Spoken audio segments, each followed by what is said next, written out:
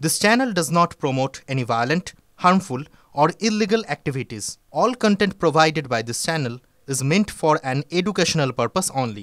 দেখো রুমেলা, পথে প্রচারে নামছেন প্রার্থীরা, কিন্তু তৃণমূলের ক্ষেত্রে আমরা দেখতে পাচ্ছি তাদেরকে দিকে দিকে বিক্ষোভের মুখে পড়তে হচ্ছে। আপনাদেরকে একটা ছবি দেখাবো যেখানে দেবাংশু ভট্টাচার্য তিনি প্রচারে বেরিয়েছিলেন, তাকে ঘিরে ধরে জয় শ্রীরাম স্লোগানও ওঠে।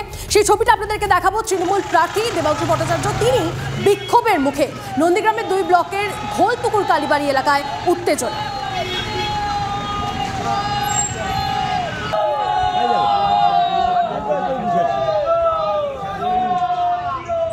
আমার মধ্যে রামকে দেখতে পাচ্ছে, হয়তো মানুষের মধ্যে দেখতে পাই। আমি আপনাদের এইটুকু বলছি, ওরা আমাদের জয় শ্রীরাম বলে, আমরা ওদের হরে কৃষ্ণ বলি। আর এদিকে বিক্ষোভের মুখে যেরকম দেবাংশু, অন্যদিকে আমরা দেখছি বিক্ষোভের মুখে শতাব্দী রায়। প্রচারে বেরিয়ে ফের বিক্ষোভের মুখে তিনি। বীরভূমে রামপুর পঞ্চায়েত এলাকায় প্রচারে গিয়ে বিক্ষোভের মুখে তৃণমূল প্রার্থী। বিহার নিকাশি ব্যবস্থা সহ একাধিক অসুবিধার কথা জানিয়ে বিক্ষোভ এলাকার মহিলা।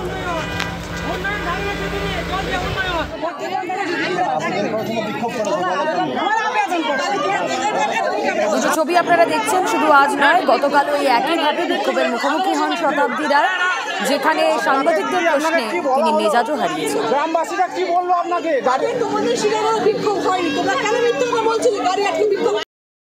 আগে টিএমসি করতাম, 15 বছরে কোনো উন্নয়ন পাইনি, শতাব্দী কিছুই বলেনি।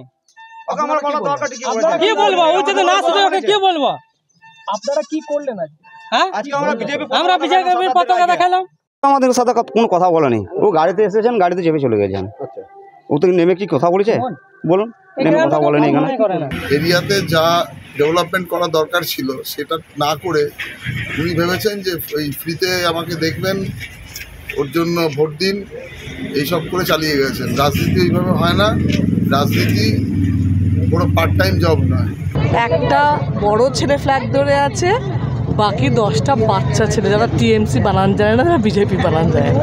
তো সেটা কি বিরোধী দারুণ স্ট্রং মনে হলো? আমাদের দলের নেতাদের বোঝা উচিত যে দুঃখ মানুষকে অপমান করলে সেটা ভালো নয়, এবং ওটা ভোটের জন্য নয়। আমি আমার ছেলেদেরকে ডাকবো, আজকে কথা বলবো যে কেন ওদেরকে আজকে যখন আসবো জানে কালকে কেন মিটিংয়ে ডাকেনি। তো সবাই তো সম্মান আশা করে না। যে ছবি আপনারা দেখলেন, কোথাও শতাব্দী রায়, কোথাও দেবাংশু ভট্টাচার্য, সকলেই বিক্ষোভের মুখে পড়েছেন। তাদেরকে ঘিরে ধরে জয় শ্রীরাম যে স্লোগান সেটা উঠেছে। এরপরে আমরা দেখেছি যে দিন কয়েক আগে চালসায় মুখ্যমন্ত্রীর গাড়ি দেখে চোর চোর স্লোগানও ওঠে। আর এবার তারই জবাব দিলেন মুখ্যমন্ত্রী। কি বললেন শোনাবো। যে অসভ্যতামি ওরা আমার সাথে করেছে পরশুদিন, এই 4-5 দিন আগে আমি চালসায় আসছিলাম। মিটিং যে কেউ পলিটিক্যাল পার্টি রাস্তায় করতেই পারে, আমার কোনো আপত্তি নেই। আমার গাড়িটাকে দেখে বলছে চোর চোর। ওদের জিজ্ঞেস করুন, ওদের পিতৃদেবের পয়সায় কোনোদিন আমি 1 কাপ চা খেয়েছি? আমি কারো পয়সায়, এমনকি দোকানে চা খেতে গেলেও দোকানে পয়সা দিয়ে খাইনি। আমি 1 টাকাও নিই না, তার কারণ আমার প্রয়োজন পড়ে না। যা আছে মোটা ভাত, মোটা কাপড়, মোটা শাড়ি, ব্যাস এতেই আমার চলে যায়।